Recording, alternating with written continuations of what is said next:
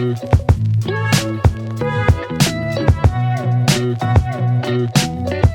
welcome back to the Gilbertson Aero Factory. Today is Saturday, the 16th of November, 2024. It's about noon. Yesterday in the description to the video, I said that I thought that one long work session would finish these up, but this morning I went back and I rewatched Tim's video of the finishing of one of the ailerons, and I realized there's still quite a bit of work left to do. Definitely not going to finish these up today, but we'll get pretty far. Not only is there work to do, but some of it involves building simple fixtures and a tool that I'll need. So anyways, that's that. The garage shop is a bit more of a mess than it was when I left, because I came back out here last night and did a few hours of work on the motorcycles. So enough jibba jabba. Let's just, you know, build an airplane, as, you know, one does. This turned out to be a particularly long and very productive session, 7.3 hours, which means that now I am sped up by a factor of 40 to try to keep this thing reasonable length. Man. So what I'm doing here is, what am I doing here? What do I have? Oh, okay. So I went and picked up a length of like 5/8 inch steel, so I could make a little handheld ram to mount, and I'm drilling it right now, a 3/16 hole, so I can mount a dimple die. If you watch Tim's video, and you'll see that I do it here later, I copied him for dimpling the nose of the leading edge skins. So later what you'll see me do is I will take out the counterweight, that galvanized steel pipe, countersink those holes, and then kind of mount that thing on the vise and use those holes as the female die, and the male die will be handheld with that little piece of steel that I have.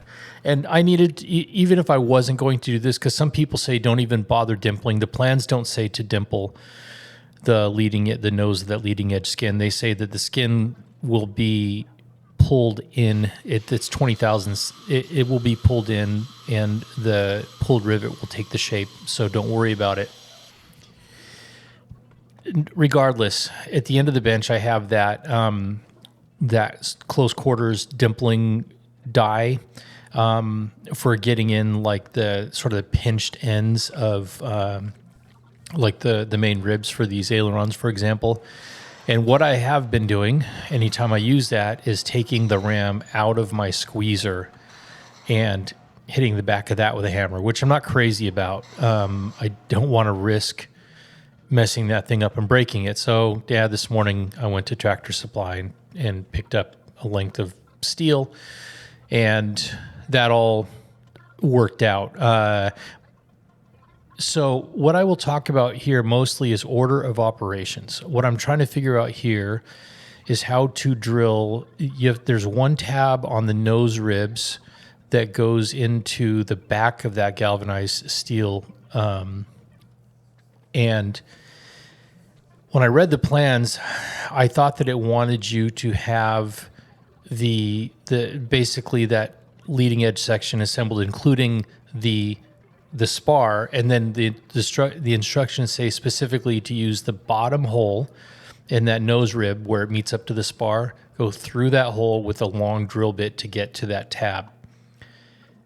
I'm here to tell you, you cannot do that with the spar attached, because the angle of the dangle, the channel that goes through the doubler, the spar, and the rib,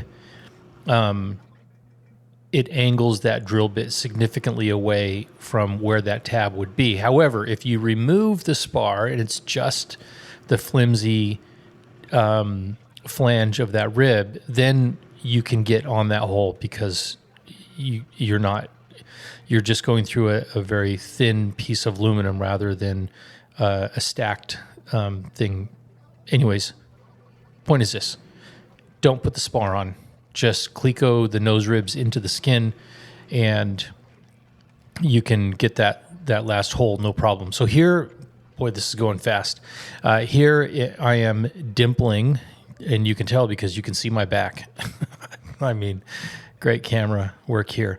But I've got a 2x6 or 8, I think, clamped into the vise, and I've got the nose rib, the leading edge skin clamped or clecoed. Good grief, clecoed to the counterweight, which a moment ago I went through and I did countersinks on all of those, and then I used that handy little tool that I just created to bang a dimple into those holes, and they turned out pretty good.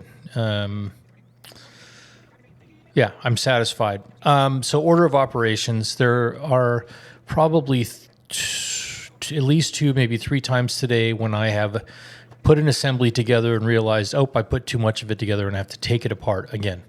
And I did the same thing yesterday.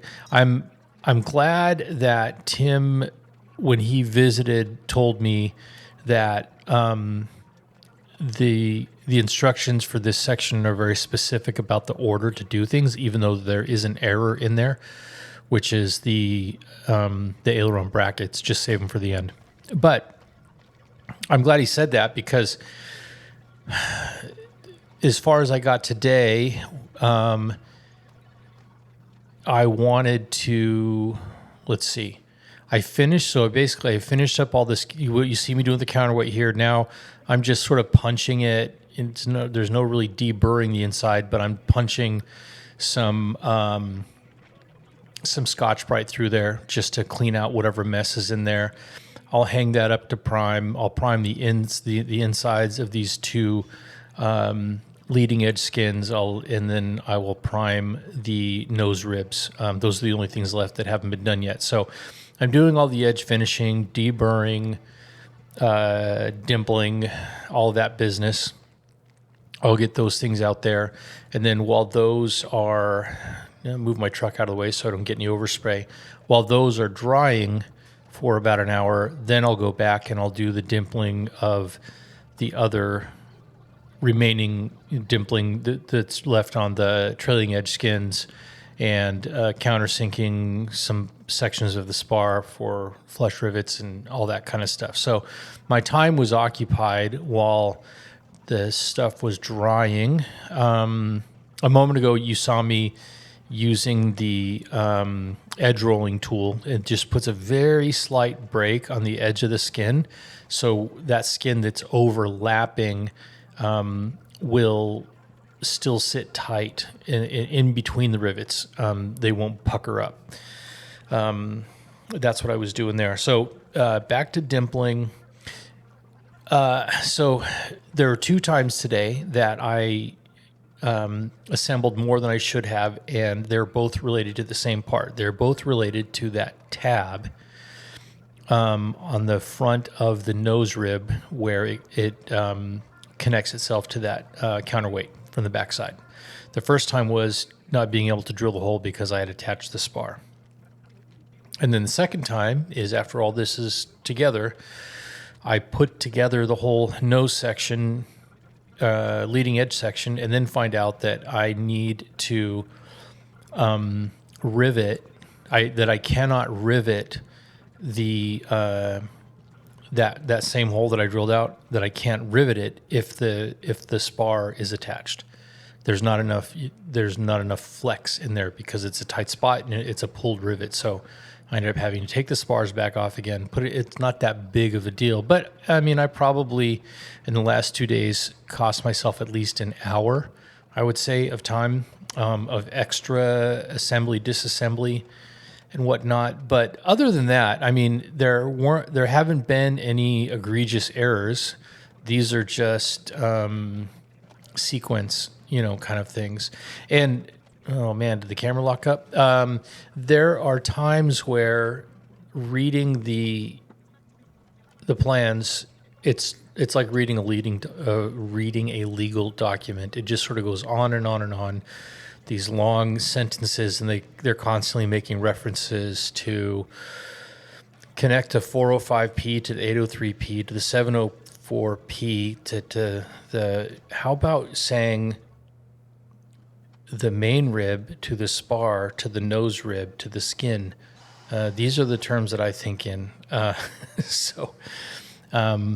Yeah, doing this for quite a while now, and still that can baffle me at times. So here is what I was describing. I put the whole nose section together, and then quickly realized that I needed to not have the spar attached. Well, I haven't realized it yet, but not have the spar attached, take the spar off, do a couple pulled rivets and those things. Those are done. And so where we will leave off today is that what remains to be done on both of these is the riveting of the main spar and the main ribs and the trailing. That's really it, the trailing edge. Oh, and then all the rivets. The very last thing that you do is where you see all those bronze clecos, the very last thing you do is do all those pulled rivets on the leading edge into the counterweight. And I'm glad that I read the plans, because once I got it to this point, I'm like, yeah, let's do it. But no, it is the very last thing that you do. And I think that it's because those are just there to hold that weight in place. And there's an opportunity for those to maybe create some twist or distortion in it. So they want you to do all the structural stuff, get it all buttoned up and tight and riveted, and then last do that. Apparently that's the thing. So that's what I have left to do tomorrow, hopefully. We'll see. It's Sunday. I'm going to be heading out of town in a couple of days, and I'll be gone for about 3 weeks. So I would like to get these buttoned up before I go. So let's see if we can get that done. Basically, I'm just getting them prepped for final riveting tomorrow. And that's at the point that we'll leave it. So thanks for being here. See you later.